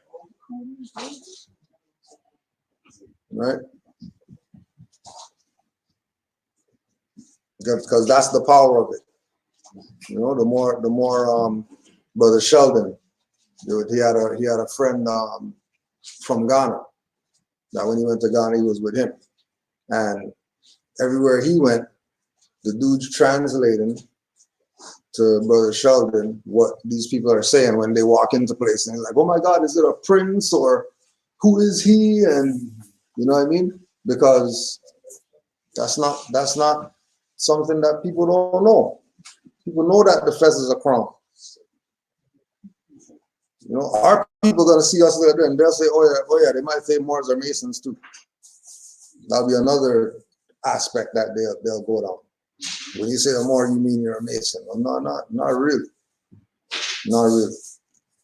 It could be taken like that, but that's not a reality, because that's not an identity. That's some large stuff. That has nothing to do with who we are as identifying ourselves.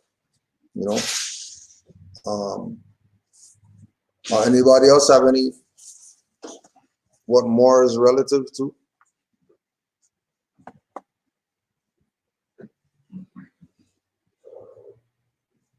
Like in Jamaica, where they call them maroon, and native. Yeah. They will call them Moors too, but they hide that part. And they say maroon. Make it sound like they were shipwrecked Yeah. instead of indigenous. Yeah. In the Philippines, they call them Moro.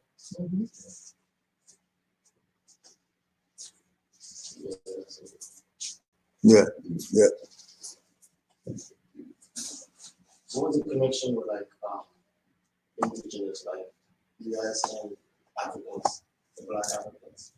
Because I mean, I came from Africa, and to be honest, this is like alien. Apart from all personal interests, growing up, you know, learning certain things.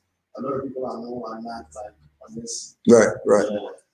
But that's from majority of what we were talking about with the colonization, and you know, you look at it like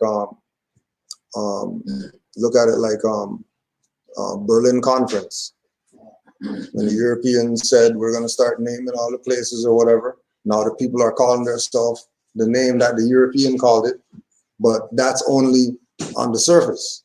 if you go to the grassroots people, they're still identifying themselves and they're still carrying on as they did anciently, right? Same thing with over here. The people over here say, oh, well, you know, they belong to New York and Ontario, and they start talking about they're in all these states, provinces, when those are really European creations to get the people to not be themselves. And then when the people don't be themselves and they're trying to rise from that place of not being themselves, they're not connecting that part of them not being themselves is because they don't know who they are. Not because the European did something for them not to know who they are. We just don't know who we are. So when we say things like we're not black, to our people, we sound crazy. But when I talk to an African, somebody from the continent, and I tell them I'm not black, they know exactly what I'm talking about.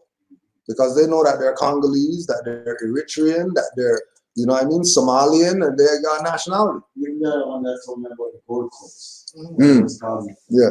it's called Gold Coast. Yeah. But I mean, that whole area was Ghana before Gold Coast. Right. Because that wasn't made by the Europeans, it was made by colonial. Right, right. We made it after the old name.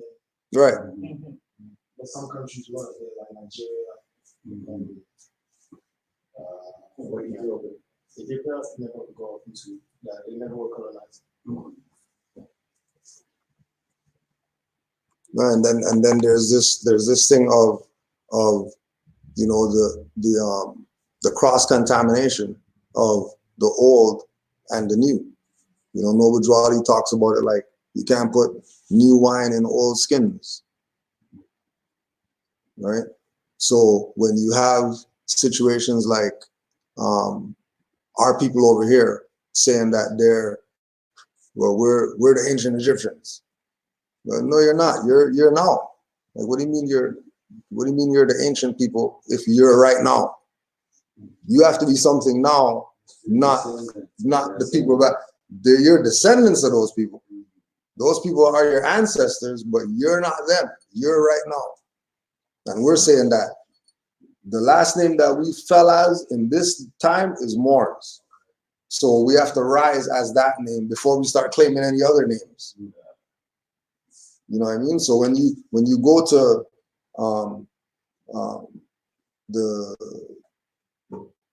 you go to Mali right now, they got these on. And only the high priests wear these. But nobody's not looking at them as, you know, connected or see us connected to that. Or if you go to Nigeria, the Igbo chiefs wear these. Black, red, doesn't even matter. A certain demographic wears fezzes. It's not a custom thing that everybody wears, because if you go to certain places, you realize that they ban these. Now, why would they ban this? If this means so much, that somebody's gonna see, they want to say, wow, the guy's a prince or whatever. If he's a prince, then why wouldn't all our people want to emulate that if they're the kings and queens of the whatever, right? Why is that only in speculation? Or why is that only in theory? It's not in actual, factual, you know, evidence in this time. It's just theory that we say we're kings and queens. And then we go back to Egypt and we take pictures at the pyramids and we think that we went back home and all that, and we come back here and then they're treating us like nigger. But then you got more every day, all day, that they're being themselves, showing and proving that, you know what I mean, this is who we are. And then the people aren't gravitating toward it. You know, like we say, you could lead a horse to water, but the drinking's on them. You know what I mean? I think the biggest difference would be the spiritual system. Because the spiritual system here is very much lost. But the spiritual system in Africa as a whole is very much connected still to the land. And when you can take a spiritual system out, especially one that acknowledges ancestors and, you know, things like this, things of importance, the value of principles, then you can really undo your peoples And that's what's happened here. Yeah, For the fact that you can go through what you call schooling and never really be told about yourself. Whereas where you grew up, you had that benefit, that connection, and that spiritual system. we at some point, I think in Ghana, like based on my experience, we lost it. That connection with them, like his spirituality that was not Islam or Christian was seen to be demonic. Exactly. Yeah. Until recently, when the African Americans started coming and we had friends who are like, says they're traditionalists and whatnot, people started seeing the traditional religion in a different like slightly. Even to be able to bring those big religions, they had to take in a lot of the practices of the people. Yeah. When my father grew up, Cape Coast, that's where like most of where the slave ships, in the beginning, they had 77 gods that they worshipped in that whole area. But when they came to build toilets of all of them, toilets of all of them. I go into the museum for the toilets. My dad showed me like nice free time. You know, like people know when they talk about it, but it doesn't. They don't feel the connection to it. They talk about like, yeah, that's what he did. There's only a handful of people that are concerned about that. And again, it's the same thing. The whole concept of colonization was to get the Aboriginal indigenous people to not know who they are. Once they don't know who they are, now you could say that this land is, mine. And then the people don't know that it's theirs or whatever, so I guess it's yours. And then the after effect is now you got the generations now, us generations now, coming back with sound mind and whatever. We're starting to challenge these people like, hold on a second, what you mean this is yours? You know what I mean? What do you mean that, I remember when Ken Saro-Wiwa was fighting the shell companies and all that stuff, right? And they literally took him out because he was a threat to this whole concept of colonization. Because he was telling them, that's not you guys' stuff.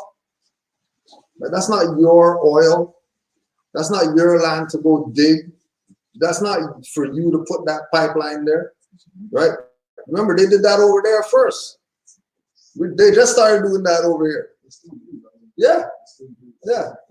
And now it's to the point where it's so taken over with this whole concept of going there and colonize that the natural people who are from there, they're now going to punch a hole in their stuff and siphon their oil. Right? When it's really theirs. You know what I mean? Like they're siphoning off their own stuff. In Nigeria has the biggest problem. The authorities steal the oil, so now they feel like they need to steal the oil back. To sustain themselves. Well, I know this. I feel like the biggest problem in Africa is mediocre education.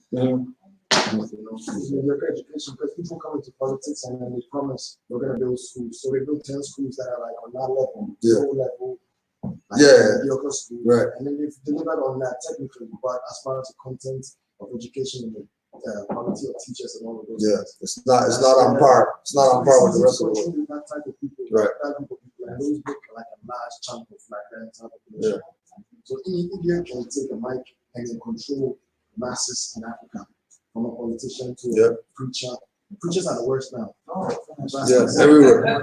Everywhere. You got clicks now. Yep, everywhere. Like a single page of a new document, and then he's buying Rolls Royces and stuff. He feels like big warehouses all the time. It's become mainstream. It's almost like entertainment now. Right.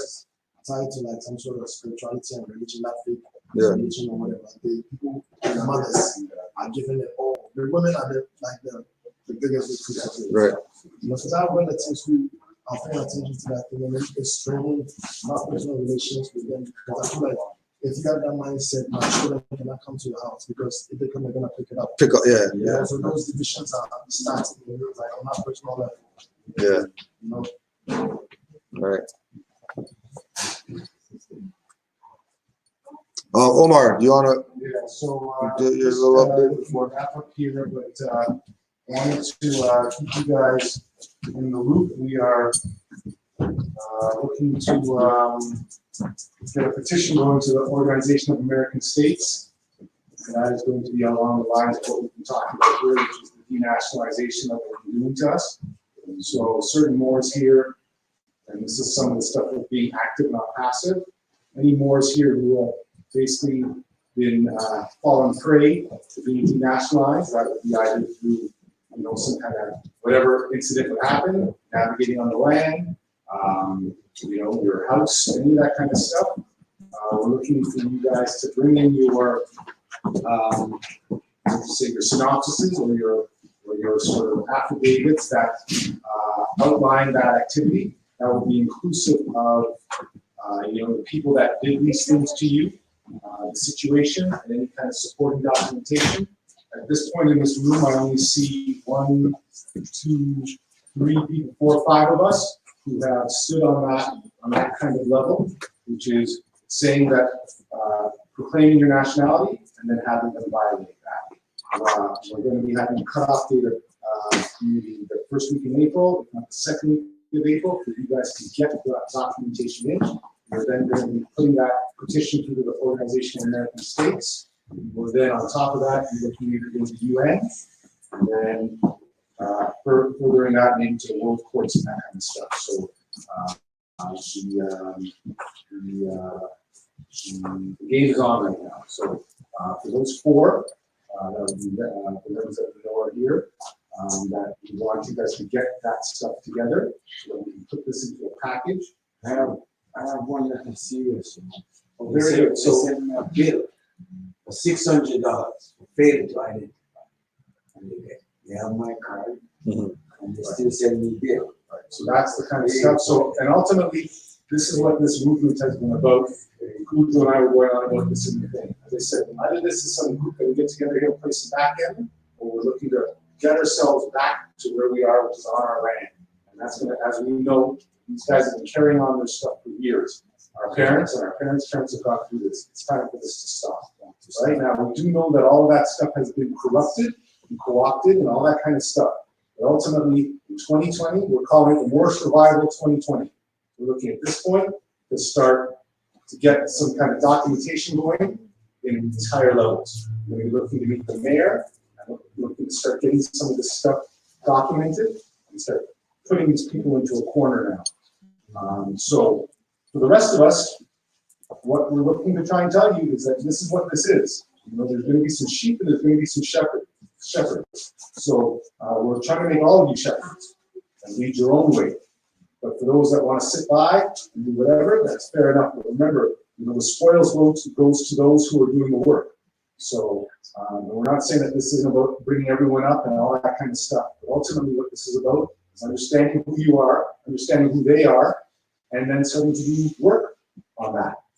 Going in there and saying, hey, I've gone into a grocery store and I say, hey, I want my taxes off. We're not taxing on LB. Well, they don't want to do that. Well, then you don't give them their business. But that itself could be a suit right there. Right? So those types of activities.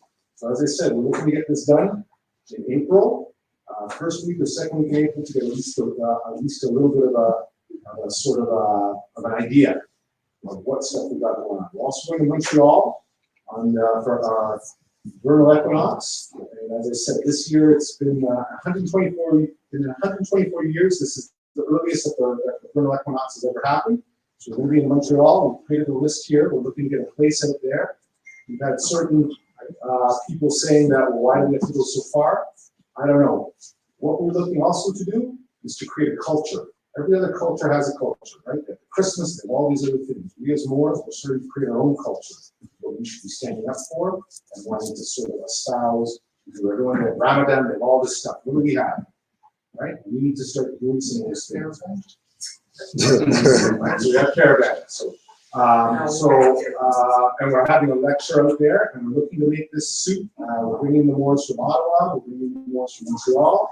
We're going to get this stuff going. So you guys have a chance, I think, as people would say, the boat is leaving. You have a chance to get on the boat, or maybe get on the shore, or like I say, to get off the boat and get on the shore. Either way you want to do it, but that's where we're at. So we're putting that out there. And then obviously those that are not being active. That's no slight on you guys, but this is what it is. And if we want to see a change, we have to be that change. They're not going to be doing that. So, and I've heard certain people talking about certain financial stuff and stuff like this, and that's what I say, we all had our money for Christmas back in the days. We all had our money to go watch our basketball games, their Knights or Jordans or whatever. All of a sudden, we got some event here and no one has any finance. You know what I'm saying? So, I don't know. This is something that you guys got to go look at yourself in the mirrors and say, what am I about here? What is this about? It may not be for you, and that's fair enough. But I'm talking to the ones that this is about. This is what we're doing. We'll also be having a town hall in the next couple of weeks, and what we're looking also to get from you guys is we're also looking to make some other steps. And what we're looking to do is get some, we're looking to sort of get a sort of an affidavit together that gives some of the administration, at least what we're hoping for is your guys' support for us to be starting to make some moves. I mean, really, what we're looking at, this building should be ours. Why are we're right now, this building has been rented to me and my straw. It's being rented from an Ashkenazi Jew who owns this place. I mean, we should, we're behind the curve. Now that we know what's up, we should really be about getting ahead. Right? So those kind of things are coming up. We've got, starting in March, we've got a barbecue coming up in June. We have Ottawa with Montreal. There's a whole bunch of stuff going on. But what we need, what any culture, what any nation needs is the support. We've got Leafs Nation. We've got all these other nations. Yet Moorish Nation is this. This is crazy, right? So I'm not saying that this is it, but we have to start to, I think, operate on a greater sort of level of sort of responsibility and operating as people that aren't minors. So anyway, so that's where it is. So those Moors that have activity that they have done that can sort of attest to the violations that the de facto set of colonizers have done. We want to get all that information in. And we want to get a petition going to start to put this on a world level. All right, so Islam. Islam. So, and also we have this list here for the Montreal people. Mocha had just sent out an email, but for those ones that are planning to stay over there for a couple of days. Anyone who knows anything about Montreal knows that Montreal is one of the major trading ports here for us and our indigenous people. Mohawk, I think, the Algonquins, wherever they were out there, as well as Mount Royal. If we know anything about the mountains, we know that the mountains were where our energy systems were. So this is part of the reason why we're heading out east. For those ones, we'll be in contact with you, but we're going to be using your finance to see who's serious about going, so that we can then get our spot. What number are you looking for? For what? Finance. Well, we're looking as a sort of guesstimate, it would be about $100 a night. Initially, just to give you the heads up, we had about 14, 15 people. They have certain locations there that where they can sleep 14 or 15 people, or bathrooms, pool table, this kind of stuff. And I mean, to me, I say this to Cujo, I say people are on that level. To me, this is natural. To me, this is where we should be.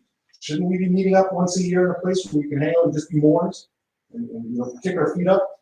Another thing, we're also looking, just to give you guys a heads up, that when we go there, we're also looking to hit some place, either the Moroccan consulate or some other consulate as a group. So if you guys want to be involved in that, we've already hit the Moroccan consulate up there twice. I actually went in there. They wanted to have a sit down with me. I wasn't ready for it. I went there. We went there as a group. The guy wasn't there. When I went back there and caught them off guard, they brought me into the room. I was in the room with the man. They're like, "What do you want?" I was like, well, we'd like to sit down with you. What do you want? I said, well, we just want to start talking. No, they said, no, you're going to want something. I said, no. I said, but I wasn't, there's a backstory to that. But this is the stuff that we need to start doing. This isn't about coming here and this is really what we do. If anyone wants to know I think they are waiting on us. Absolutely, but this is the issue for us. What has happened is they caused us to fall asleep. Because anytime now you want to go out there to get some little paycheck, you want to need some welfare. Everything's being given to you, so we're always expecting to have something given to us. This is the movement about us now starting to do stuff for ourselves. And the rewards that we're going to get are going to be incalculable. But at this point now, we have someone, the mother, the European, who's giving us what we want, and we've gotten complacent, and this is why we're in the state that we're in. So this is for those active Moors. I'm not saying passive Moors aren't part of this too, but we need some active Moors right now, and we're looking at doing some stuff this year. So it said that. Islam. Ready? Yes. All right, let's go. And Morris, just one last thing, we are looking to get out of here in almost 15 minutes, because I'm heading out actually to Montreal right now. After we leave here, I'm going to Montreal right now to get the brother to do a survey for our trip in a couple of weeks. Map out some spots and get some stuff together. So just to let you know, that's the kind of work that's being done, all right? Islam. Go ahead, man.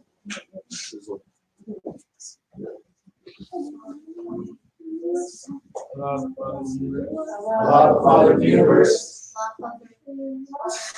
Father of love, truth, peace, freedom, and justice.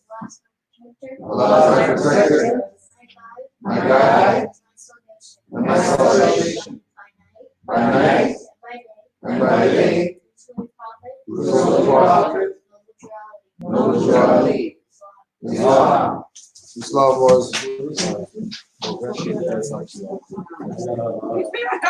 Notes from Treason. Which one? They want to see me. Well, to